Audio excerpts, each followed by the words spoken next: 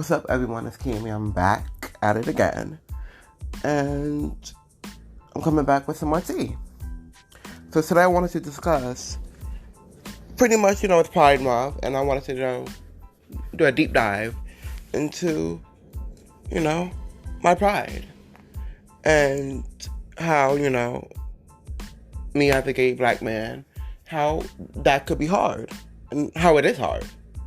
And, discuss a few other things about my community.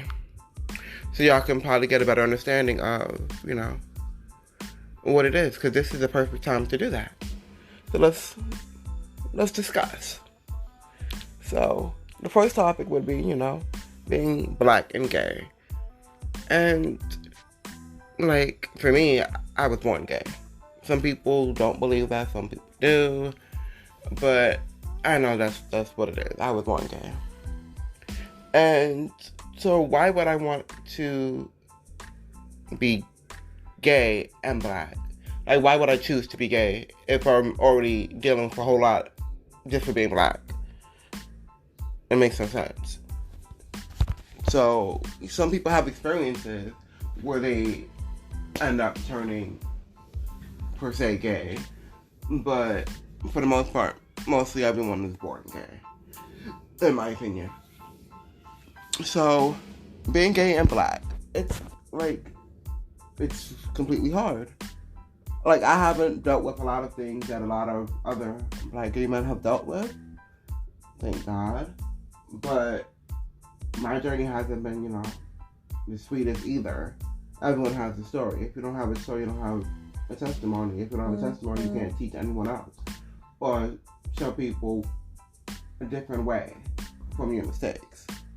So, in my experience, being gay and black, it hasn't necessarily affected me completely, but I noticed that it's there, especially in the workplace, you deal with it. In school, you deal with it. Just growing up, so many things about me or people calling me gay, and I didn't even notice that I was gay myself. Or I knew it was there, I just didn't necessarily know a name for it. Because, it's not out there. We have, we don't really talk about that. So, when you don't have a name for something, then it's just there until you get a name for it. So, being gay and being black. You get looked down upon for being gay. Especially in the black community, it's an abomination. So where do I fit in? I'm this thing because I was born this thing. I have these feelings that I don't know what to do with at a particular age. So then, what do I do? So I'm an abomination for the black community. And I'm an abomination for the world because I'm black. And then you wonder why a lot of, unfortunately, gay kids kill themselves. Because they don't know where to go. They don't know where to put these emotions and these feelings that they have. And that's sad. And that's on y'all. Because y'all need to be more welcoming and more open arms. Double standards in this community. So you have the straight cis men who are okay with lesbians kissing and all that stuff that turns them on girl-to-girl action, blah, blah, blah. But when it comes to a guy, it's disgusting. It's an abomination. It's a sin. Make that make sense. But you were just okay with it when it was two girls. But now that it's two guys, or it's someone that you know, it's a problem. Fuck out of here. It shouldn't be a problem. Keep that same energy. If it's disgusting to you, it's disgusting to you, but then that's your opinion. But at the end of the day, I'm guaranteed you have a brother or a cousin who is gay as well. Whether you like it or not, whether you admit it or not, whether you ride with that person or not. And you should sense that family. And then all of just the double standards in my community, unfortunately. For a gay man, you have to be the right complexion, you have to have X amount of money, X amount of inches, your ass has to be fat, you have to be skinny or a 6-pack or some shit like that. No fats, no fams. So who the fuck are you attracting? And then when you look at the person, they're not even what they're asking for. So how the fuck does that make any sense? Like, you asking for one thing, but yet you a completely different thing. Make it make sense. You need to ask for what you have to offer. If you have a stomach, you can't ask for a skinny nigga. That ain't gonna work. Unless the skinny niggas just like chubby chasers. We can't ask for a big dick and you don't have a big dick. Like, God didn't bless you with a big dick. That don't mean that, you know, you're wrong or anything like that. Like, it is what it is. That's what God gave you. So use what He gave you. But at the end of the day, you can't ask for a big dick if you don't have one. You can't ask for a masculine guy and you're not fully masculine. Mask. Like, that's, like, come on. And then we wonder why most of the gay people in our community is single or is unfortunately sick. Because we're chasing these things. These things for what reason? Like, we just need to sit here and be happy. And actually get to know people for them. And not necessarily for what physicalities or attraction that they can bring. So they can be the dopest person that you could ever meet, but you will never know because you're so worried about the physicality of the person, and that's fucked up. Like, it's wrong completely. Now let's get into the lgbttqqiaap.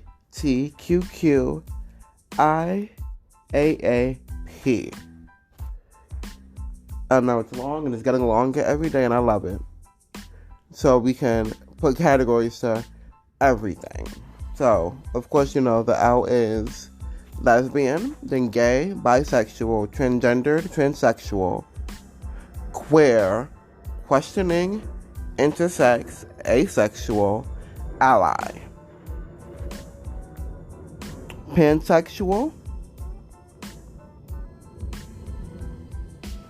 So let's break this down a little bit, if you don't know exactly what these categories mean.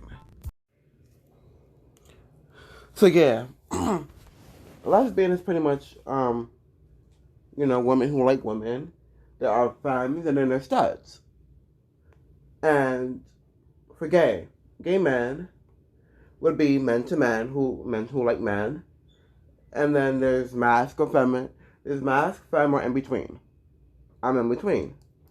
And then you have your top, bottom, verse, your verse bottoms, your verse tops, your oral bottoms, and verse who just does it all. And then you have your bi individuals who they like both sexes. Doesn't matter the sex, but they like both sexes. Then you have your transgendered and transsexuals who are individuals who identify as the opposite sex. And it's not a confusing thing. Some people or assholes think it is, but it's not. If you're a woman, but you was born, you're supposed to be a man. You feel that every day that you're supposed to be a man. So therefore you're a man. So you're going to identify as a man. And you're going to make the changes and all that great stuff to make yourself a man. And vice versa for a man who identifies as a woman. You're a woman. You're born a woman. You might be in a man's body, but you was born a woman. So you're going to make the changes to be a woman, which you was born for.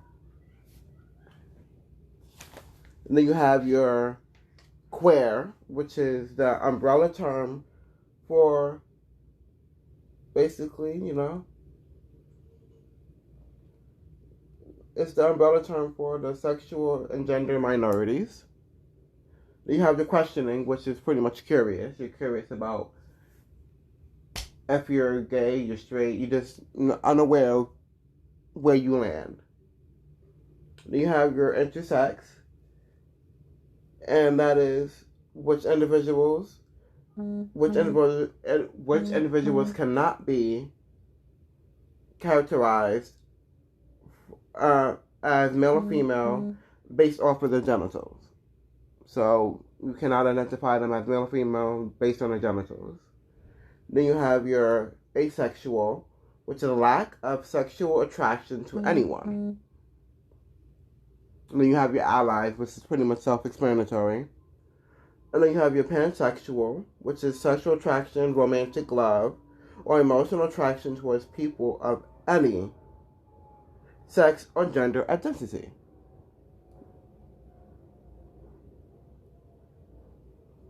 Yes, I've started late. I was 17 when I first came out. I was 17 when I first had a first sexual experience. So I was pretty much, I would say 18 when I fully came out. 17 years old. And yeah, that's about, it's late. But I've started my sexual experience late as well. So I've always thought I was different. I always knew that I liked guys. I just never wanted to pursue it. I never knew what that meant or where that landed me in terms of this whole world and in terms of just the black community, in terms of my family, in terms of life in general. So I just didn't know what that was, per se. So when I eventually came out, it was after a experience with my ex-girlfriend. And after that whole experience, I decided to try a guy. And then for, I would say about 6 months after that. So this was what, 2000 and, let's say, 2006. So like 6 months after that, like I was saying I was bi, even though I had only been with one girl. But I still liked them, I still found them attractive. Not necessarily the physical aspect of it, but I always still found them pretty and all that great stuff. So me being a guy, still wanting to be, I guess, accepted, since I was so young and everything like that, I would always say like, you know, I'm straight, or I would just never comment, or when I came out, I was like, no, I'm bi. But never had any pussy or anything else after that. And ever since the first guy I've dealt with, it's just been guys. So eventually I just cut the bi and I'm like, I'm gay. Like, it is what it is. I love being gay. I've embraced myself. And of course, with being gay comes a whole lot of, you know, this stuff. Like, I can't even fully explain it. Just life challenges that you have to deal with. With, you know, trying to find out your position, trying to find out what kind of guys you like, trying to find out who the fuck you are, trying to find out what you like in the bedroom, trying to find out if you're going to be accepted. Like, the fear of losing friends, the fear of losing family, the fear of losing your home. Like, the fear of not being accepted, and then you wanted to kill yourself. And I've hit mostly every one of those. Like, since I've been out, I've lost so many friends that I was cool with back in, you know, my days. And it's sad, but it's like, if you can't accept me for me, then we was never friends to begin with. And that, you know, hurt me a lot when I've lost them. But looking at it now, it's like, it just was meant to be. You was meant to deal with what you dealt with. Even me wanting to kill myself because I just didn't want to live. Like, I felt worthless. I felt like, what am I doing? I felt like I've, you know, offered my body up to people that never deserved it. I just felt like I equated love with sex, as I think a lot of people do. It's not just a gay thing, I think a lot of people do. But, you know, it's sad. But my coming out wasn't as hard as a lot of people's was. I just came out to my family, and I wasn't really looking for acceptance. Like, of course you look for acceptance, but I wasn't looking for acceptance. I was just like, it is what it is kind of thing. Like, I'm out, and this is what it is. And, you know, my mom was like, I knew. Like, I did her hair when I was younger. Like, I knew, she knew, we all knew. My brothers was okay with it. They didn't really have a hard time with it because they loved me for me, which was very dope, and I respect them for that every day.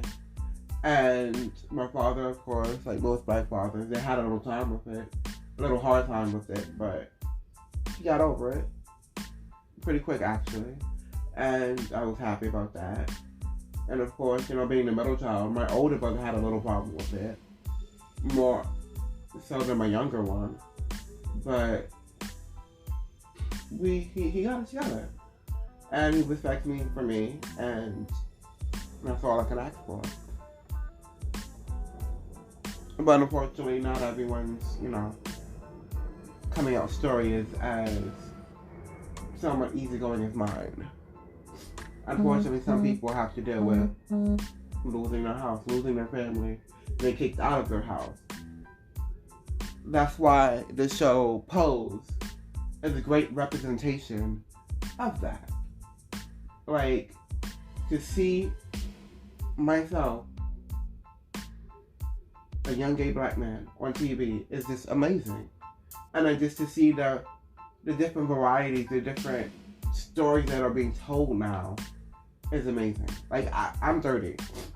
I never thought in my 30 years of life that I would see shows like this. Never so. That would describe these fascinating people and these wonderful stories that have happened that needed to be told. So they can be the younger generation of the LGBT that can see it and like, I finally see myself. I see myself on TV. I can make it. I can be them. I can be okay now. Because for a while I didn't know if I was gonna be okay. Because I didn't see myself on TV. I couldn't depict myself. I didn't know who myself was. And it took years, but I know now. I've learned a whole lot. And like with Pose, it's just amazing. Like, for me, like, I want to have, like, trans men. I want to be in that environment. Like, the ballroom seems so amazing. Like, and it's just to show that, and then just to show the trans experience like that. It's so powerful.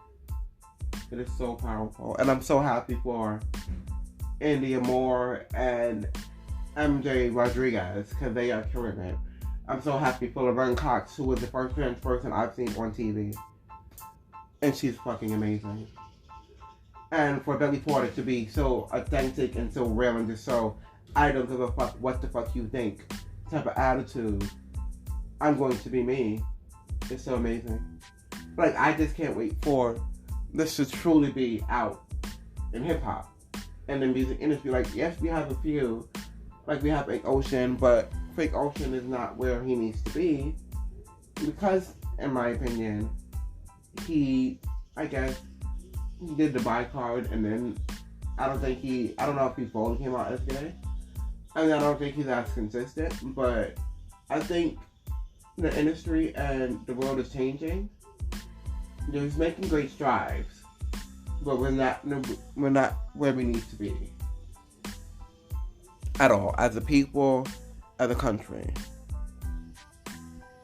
And yeah. Positive representation is very important for just people in general, but especially for the LGBT. So we actually see ourselves out there, so we don't feel like we're the only ones. So we don't feel like, so what am I supposed to do? Or why am I going through this and no one else is? Or anything like that. So if you learn anything from this video, just take away, stop calling people out of their names. Faggot, nigger, tranny, take out of your vocabulary right now. Because it's not acceptable. And this should not be tolerated. So whoever tolerates it, I don't know what to tell you, but you shouldn't. And take away these fun facts. That when you call someone out, when you call a trans person out of their name, when she's a female and she's clearly a female, and you call them a man just because that's what they was prior to, you're wrong. And vice versa. If they're a man now but they was prior a woman and you still call them a woman, you still call them their name, their birth given name instead of the name that they have now, you're wrong. And you need to check yourself. Call them what their name is now. Call them who they are now. They're a woman, call them a woman. She is a she. He is a he. And stop discriminating against the LGBT community. And come out. Be proud. It's not gonna hurt you. I've done it. It was the scariest thing. But I'm still here. I still got stories to tell. Come out. Be you. Like, the DL is for a reason. Everything's for a reason, but come out. Be proud. This is Pride Month. Be proud all year round. And respect yourselves. This is for the game, man. Respect yourselves. Know your worth. Know who you are. And if you don't, learn that. And learn that sex is not going to equate into love. And wrap it up. Because HIV is not a gay disease, but it is large in the gay community. And you have to take care of yourself. You have to know your statuses. You have to know who you are sleeping with. These are things you have to know. Well, thank you all for listening to Team C of the Day. And tell a friend what you've heard. Continue to listen. Thank you for your support. And let's make this a big thing. And wait for my next episode. It's going to be juicy. All right. Thank you, guys.